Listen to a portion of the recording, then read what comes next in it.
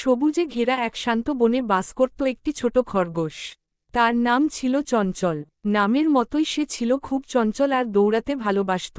সারাদিন সে এদিক ওদিক লাফিয়ে বেড়াত, বন্ধুদের সাথে খেলত আর নতুন নতুন জায়গা ঘুরে দেখত। সেই একই বনের এক পুরনো বটগাছের ডালে থাকত এক বুদ্ধিমান প্যাঁচা। তার নাম ছিল ধীমান। ধীমান খুব কম কথা বলত, কিন্তু যখনই কিছু বলত তা খুবই গভীর আর জ্ঞানপূর্ণ হতো। বনজুড়ে সবাই তার পরামর্শ নিতে আসত। একদিন বিকেলে চঞ্চল দৌড়াতে দৌড়াতে বটগাছের নিচে এসে পৌঁছাল। সে দেখল ধীমান চুপচাপ বসে আছে।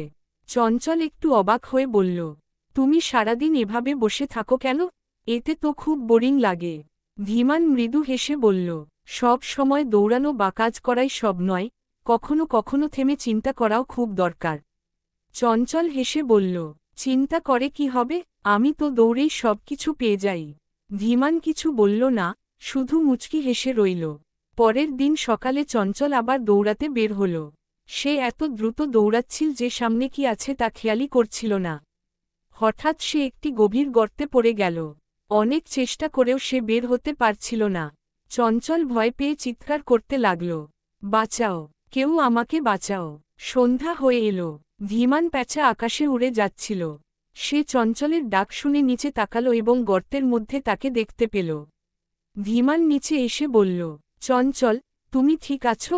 চঞ্চল কাঁদতে কাঁদতে বলল, না, আমি বের হতে পারছি না। দয়া করে আমাকে বাঁচাও।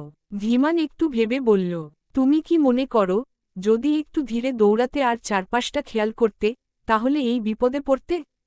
চঞ্চল লজ্জা পেয়ে বলল, হ্যাঁ, আমি ভুল করেছি। আমি শুধু দৌড়াতে চেয়েছি, কিন্তু কিছু ভাবিনি। ধীমান বলল, ঠিক আছে, ভয় পেও না, আমি তোমাকে সাহায্য করব। তারপর ধীমান কাছের গাছ থেকে কিছু ডাল এনে গর্তে ফেলল। চঞ্চল সেই ডালগুলো ধরে ধীরে ধীরে উপরে উঠতে লাগল। অনেক কষ্টের পর সে অবশেষে গর্ত থেকে বের হতে পারল। বেরিয়ে এসে চঞ্চল ধীমানকে জড়িয়ে ধরে বলল, তুমি আমাকে বাঁচিয়েছ, ধন্যবাদ। আমি তোমার কথা না শুনে ভুল করেছি। ধীমান শান্তভাবে বলল, ভুল করা খারাপ নয়, যদি আমরা সেই ভুল থেকে শিক্ষা নিতে পারি। সেই দিন থেকে চঞ্চল বদলে গেল। সে আর আগের মতো অন্ধভাবে দৌড়াত না। এখন সে দৌড়ানোর আগে চারপাশটা ভালো করে দেখত এবং মাঝে মাঝে থেমে ভাবত। ধীমান আর চঞ্চল খুব ভালো বন্ধু হয়ে গেল।